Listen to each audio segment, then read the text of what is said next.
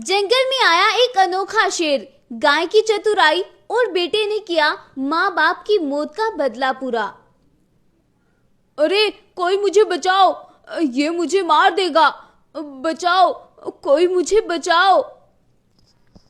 भोला शेर ऐसे बोलते हुए जंगल में तेजी से भागे चला जा रहा था। तभी एक गाय उसका रास्ता रोकते हुए बोलती है, अरे क्या हुआ बेटा तुम्हें? तुम क्यों इतने घबराए हुए हो? वो गाय आंटी, कुछ भेड़िए मेरा पीछा कर रहे हैं। वो मुझे मार देंगे। गाय आंटी, प्लीज मुझे बचा लीजिए। बेटा तुम घबराओ नहीं और तुम मेरे साथ चलो। अब गाय भोला शेर को लेकर अपनी गुफा में चली जाती है और उसे गुफा के अंदर छुपा देती है। कुछ ही देर में वो भेड़िए गाय की गुफा के बाहर से भोला शेर को ढूंढते हुए गुजर जाते हैं। अब गाय भोला शेर से बोलती है, बेटा क्या हुआ? तुम इतने डरे और सहमे हुए क्यों हो? क्या तुम्हें कोई परेशानी है? गाय आंटी, मैं बहुत परेशान हूँ। मेरे बचपन में ही मेरे माँ बाबा को इन जालिमों ने मार दिया था और आज ये भेड़िए मुझे भी मार देना चाहते हैं और इनसे ये सब वो जालिम कालिया शेर करवा रहा है। कौन कालिया शेर? वो तुम्हारा दुश्मन क्यों बन रहा है बेटा? अब भोला गाय को अपने बचपन के बारे में बताता है।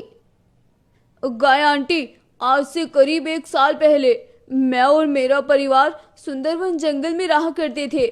मेरे पिता भोलानाथ प्रताप उस जंगल के राजा थे और आसपास के जंगलों की सबसे अमीर बादशाह भी थे। लेकिन ये सब उस जालिम कालिया शेर को पसंद नहीं था। वो अक्सर ही बाबा से मिलने हमारी गुफा पर आता रहता था और बाबा से जो कुछ भी बनता था वो हमेशा उसकी मदद किया करते थे। अरे कालिया भाई, आज तो बहुत दिन बाद आना हुआ। आखिर तुम इतने दिन से कहाँ थे? महाराज, बस मैं आपको क्या ही बताऊं। मेरी पत्नी बहुत बीमार है और 5 लाख रुपए की सख्त जरूरत है। उस दिन से मैं अपनी पत्नी का ऑपरेशन कराने के लिए दिन रात मेहनत कर रहा हूँ, लेकिन फिर भी मैं इतनी रकम नहीं जुटा पाया। इसीलिए आज मैं आपसे मदद मांगने आपके पास आया हूँ। अगर आप ठीक समझे तो एक बार मेरी पत्नी को आकर देख लो। भोलानाथ प्रताप दिल का बहुत अच्छा था। वह उसकी परेशानी को सुनकर उसके जंगल जाने के लिए तैयार हो जाता है। लेकिन कालिया शेर आधी रास्ते में ले जाकर उसे भेड़ियों के झुंड के हवाले कर देता है। वो खूंखार भेड़िए भोलानाथ प्रताप की एक एक बोटी नोच लेते हैं और उसे मार डालते हैं। अब कालिया शेर बोलता है, हो हो, देखो मेरे दिमाग का कमाल। अब तेरे उस सजाए हुए जंगल पर मैं राज करूंगा। हो हो।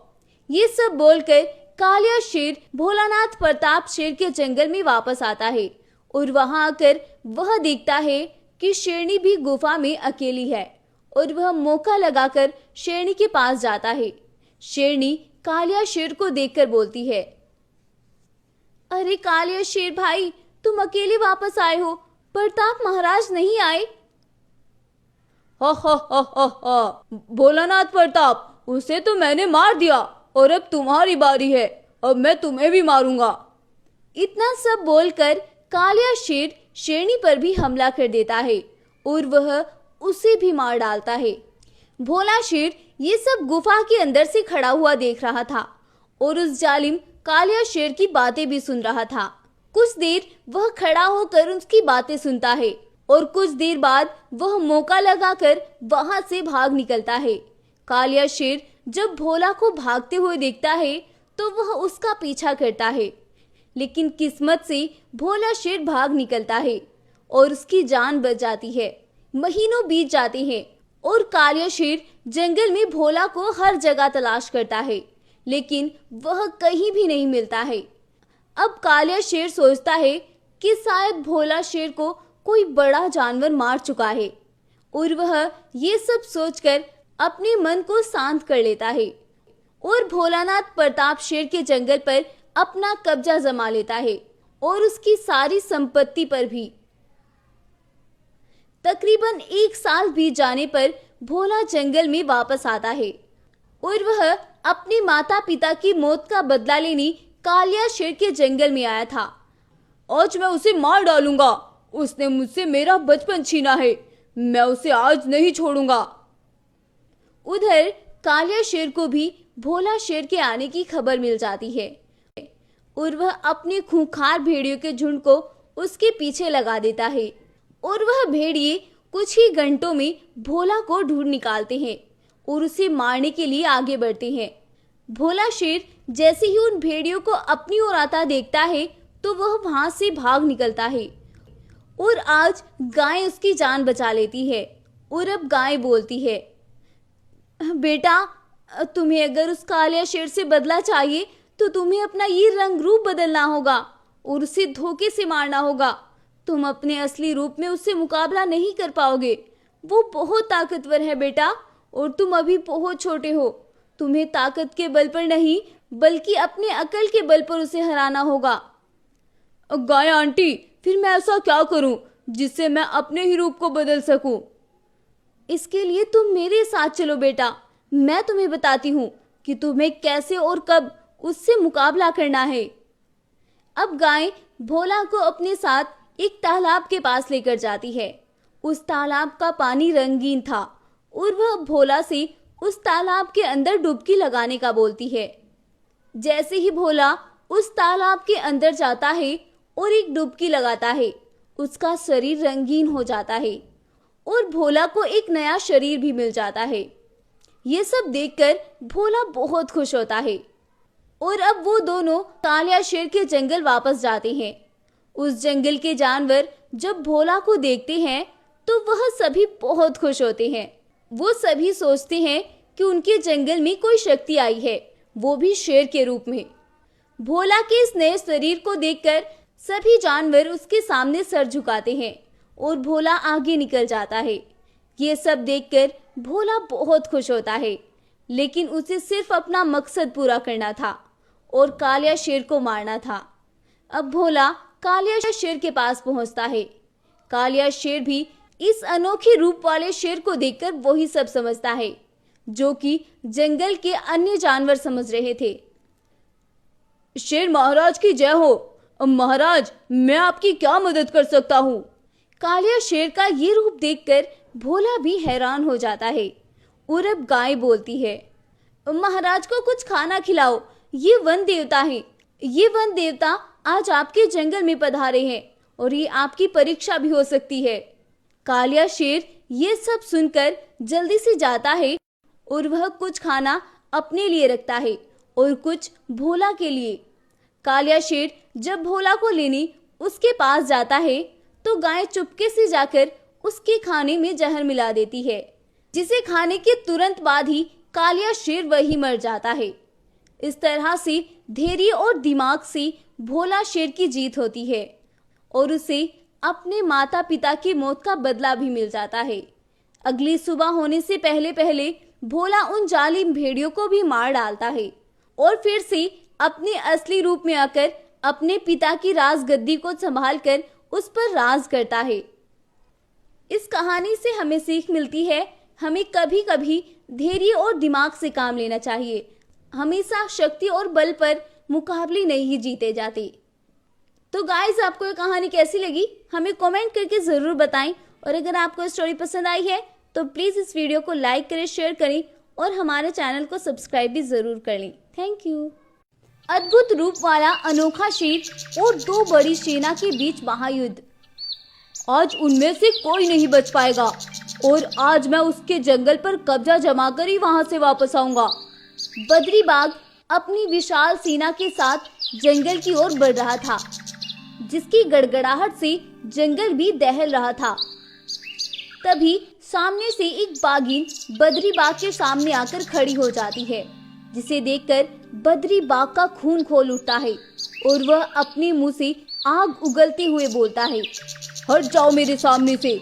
आज इन सब का टाइम आ गया, अब इन्हें मारना होगा। ये जंगल मेरा है और इस जंगल पर मेरे अलावा कोई और राज नहीं कर सकता है। रुक जाओ बद्री, धैर्य से काम लो। इतने गुस्से में तुम कुछ भी हासिल नहीं कर पाओगे। ठंडे दिमाग से काम लो और ठंडे दिमाग से सोचो एक बार। मैं सब हासिल कर सकता हूँ, बस एक बार तुम सामने से हट जाओ।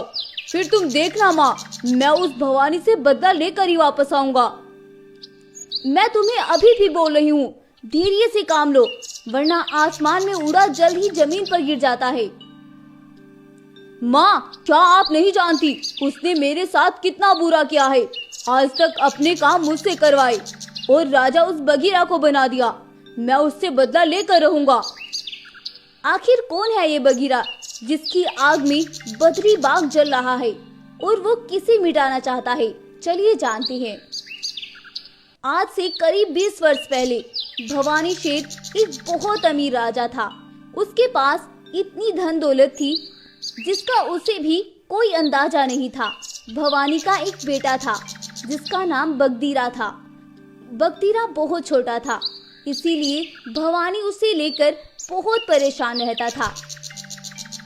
इसीलिए भवानी ने उसके लिए जंगल के एक बाघ को अपना मंत्री बना लिया था। बाघ मंत्री का बेटा बाला बाघ था। बाला बाघ और बगदीरा रोज मिलते थे और साथ खेलते थे, जिससे वो दोनों बहुत अच्छे मित्र बन गए थे। एक दिन ना जाने अचानक से क्या हुआ और बाघ मंत्री का देहांत हो गया।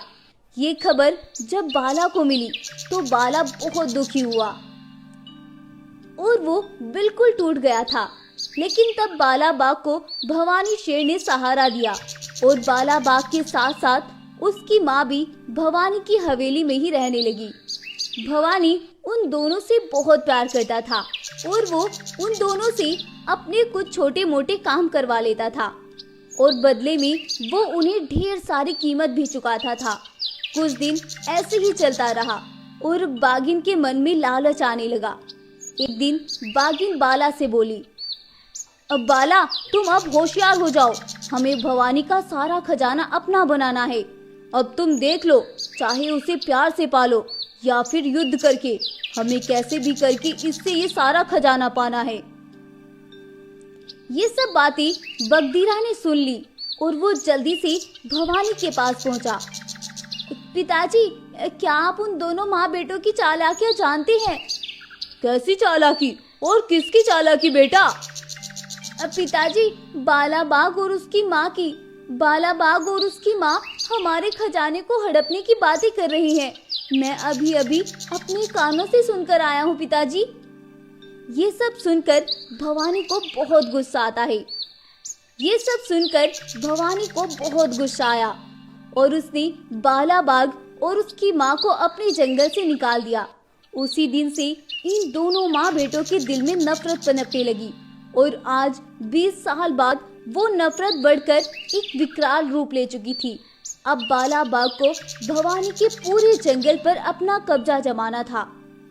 इसीलिए वो आज अपनी माँ और अपनी विशाल सेना को लेकर भवानी के जंगल पहुंच जाता है और भवानी के जंगल में अपना आतंक मचाने लगता है और उसके जंगल के जानवरों को मारने लगता है।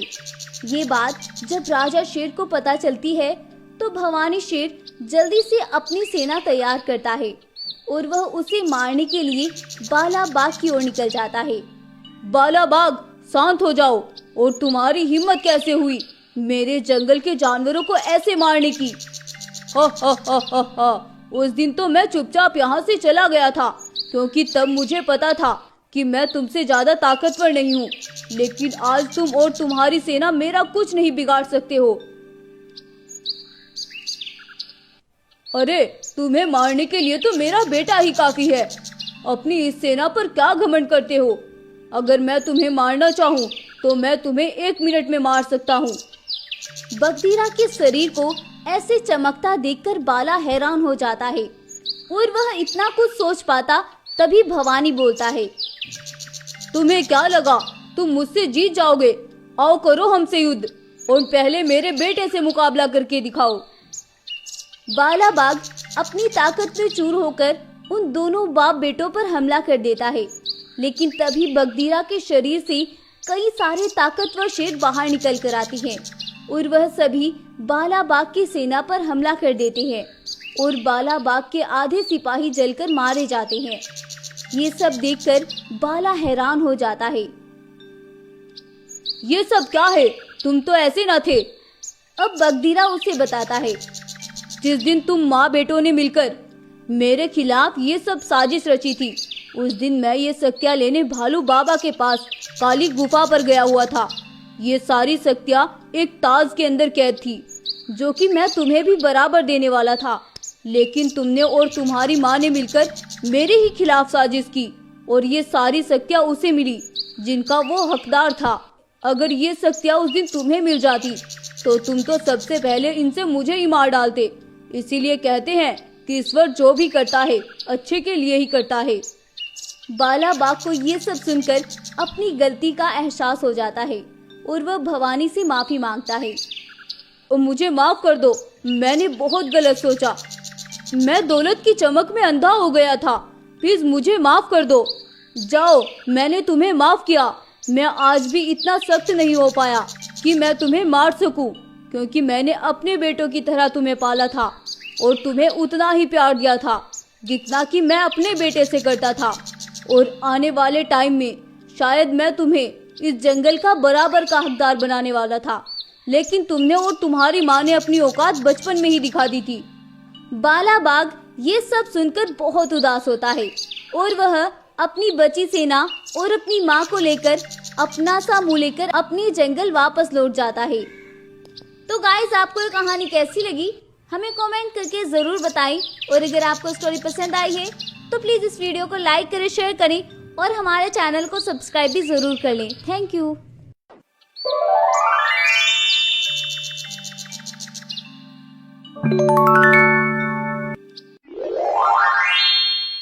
आज तुम देखना शिकारा, आज मेरा उस जंगल में कोई मुकाबला नहीं कर पाएगा। आज मैं उन सभी को खत्म करूंगा जिसने सालों पहले मेरे साथ वो सब किया था। अब उन सभी को मेरे साथ हुए एक एक जुल्म का बदला देना होगा। रघु भाई, तुम्हारी बात तो सही है। आज तुम इतने सालों बाद जंगल वापस आए हो, अब ऐसा क्या खास हो गया जो तुम इतने एतमाद से ये सब बोल रहे हो? सालों पहले भी बगदीरा ने तुम्हारे साथ तुम्हारी कमजोरी का फायदा उठाकर ये सब किया था, और आज फिर तुम अपनी मौत के मुंह में अपने आप चल कर आए हो। मैं तो कहता हूँ भाई, तुम वापस चले जाओ। मैंने आज तक इस जंगल के सभी जानवरों में तुम्हारे लिए नफरत देखी है, और आज जब वो तुम्हें इस जंगल में देखेंगे तो बगदीरा तुम्हारे साथ ना जाने क्या करेगा। वो अब कुछ नहीं कर पाएगा। अब मैं उसके हर वार के लिए तैयार हूँ। तब मैं कमजोर था, लेकिन अब इस जंगल का कोई एक जानवर भी और खुद बगदीरा भी मेरा बाल भी बांका नहीं कर सकता। अब उसे सालों पुरानी दुश्मनी के हर एक जुल्म का हिसाब देना होगा, और मैं अपना हिसाब पूरा करूंगा। आखिर कौन है ये शेर जो कि बदले की आग में बगदीरा शेर के जंगल की ओर बढ़ रहा है? चलिए जानते हैं। दरअसल आज से सालों पहले रघु शेर एक बहुत ही कमजोर शेर था। दरअसल बचपन में ही उसके माता पिता का ना जाने किसने कत्ल कर दिया था, और वह बेचारा बचपन में ही अकेला पड़ गया था। और जब उसने अपने माता पिता की लाश को अपने सामने देखा तो वो तो जैसे पागल हो गया था। माँ, बाबा, आपको क्या हो गया? और ये खून? माँ उठे। माँ, बाबा, मैं आपके बिना कैसे रहूंगा? वो दिन रघु की जिंदगी का एक ब्लैक डे की जैसा था। उस दिन के बाद रघु हर किसी से डरने लगा। अब तो उसे शिकार करने से भी डर लगता था, क्योंकि जब भी उसे खून दिखाई देता था तो वो बहुत डर जाता था और वहां से भाग जाता था। खून, खून, खून, खून, मुझे बचाओ, कोई मुझे बचाओ, खून, खून। अरे बुद्धू शेर, क्या हुआ? तेरा अब रोज का हो गया है। ये तेरे माँ बाप को तो बगदीरा शेर ने पहुंचा दिया ऊपर, और अब तूने जंगल का सुकून बर्बाद कर दिया है। क्या मेरे माता पिता का कत्ल बगदीरा शेर ने किया है? मैं उसे नहीं छोड़ूंगा। मैं आज ही उसे मार डालूंगा। नहीं रघु, तुम उसका कुछ नहीं बिगाड़ सकते। तुम उसके पास मत जाना, वो बहुत खतरनाक है। वो तुम्हें भी मार देगा। गाय उसे ये सब कहकर चली जाती है, और रघु शेर बिना कुछ सोचे समझे बगदीरा शेर के पास अपने माता पिता की मौत का बदला लेने चला जाता है। और वहां जाकर वह बोलता है, बगदीरा, तुमने मेरे माँ बाबा को मारकर अच्छा नहीं किया। आज मैं भी तुम्हें मार डालूंगा और अपने माँ बाबा की मौत का बदला पूरा करूंगा। हा, तुम मुझे मारोगे? मैं तुम्हें अभी बताता हूँ। बगदीरा शेर बहुत बेरहम शेर था और वह रघु को एक पेड़ से लटकाकर खूब मारता है और सभी जंगलवासी खड़े होकर ये सब तमाशा देखते हैं। रघु अब बिल्कुल अधमरा हो गया था और जंगल के सभी जानवर भी खड़े होकर सारा तमाशा देख रहे थे और बगदीरा अपना काम करके वहां से चला गया था। इसी बीच वहां शिकारा बाग आता है और जब शिकारा रघु को इस हालत में देखता है तो वह उसे उस भीड़ से निकाल कर लेकर जाता है और अपनी गुफा में लाकर वह रघु का इलाज करता है। 2-3 दिन बीत जाते हैं और रघु अब कुछ सेहतमंद होने लगता है और शिकारा रघु से बोलता है, रघु, तुम्हें ये सब करने की क्या जरूरत थी? क्या तुम नहीं जानते वो जालिम कितना बेरहम है? वो तो आते जाते जानवरों को मार डालता है और तुमने तो फिर भी जाकर उसके जुल्म को ललकारा था। शुक्र है तुम्हारी जान बच गई, वरना वो तो तुम्हारी जान भी ले सकता था। आज नहीं तो कल मैं उससे बदला जरूर पूरा करूंगा शिकारा, तुम देख लेना, एक दिन मैं अपना बदला जरूर पूरा करूंगा। ओ भाई, तू भूल जा सब कुछ और अपनी जिंदगी में आगे बढ़ जा, वरना वो बगदीरा तुझे जीने नहीं देगा। शिकारा उसे ये सब बोल ही रहा था कि तभी बगदीरा अपने सिपाही लेकर वहां पहुंचता है और वह फिर से रघु को खूब मारते हैं और अब की बार बगदीरा रघु को जंगल से बाहर फिकवा देता है और उसे जंगल का रुख न करने के लिए भी चेतावनी देता है। उनके जाने के बाद शिकारा चुपके से रघु के पास आता है और उसे एक खुफिया जगह पर ले जाकर उसका इलाज करता है। अब शिकारा हर रोज सुबह रघु के पास जाता है और शाम होने से पहले वह अपने जंगल वापस आ जाता है, क्योंकि उसे डर था कि कहीं बगदीरा को कुछ पता न चल जाए और वो उसे भी न मार डाले। रघु भी अब कुछ ठीक होने लगा था और वह कुछ जंगल में भी घूमने लगा था। दिन बीतते हैं और रघु अब थोड़ा बड़ा हो जाता है। इसी बीच जब शिकारा रघु को छोड़कर जंगल वापस चला जाता है तो रघु जंगल में निकलता है और इधर उधर टहलने लगता है। तभी उसकी नजर एक पेड़ के नीचे से आती हुई एक रोशनी पर जाती है।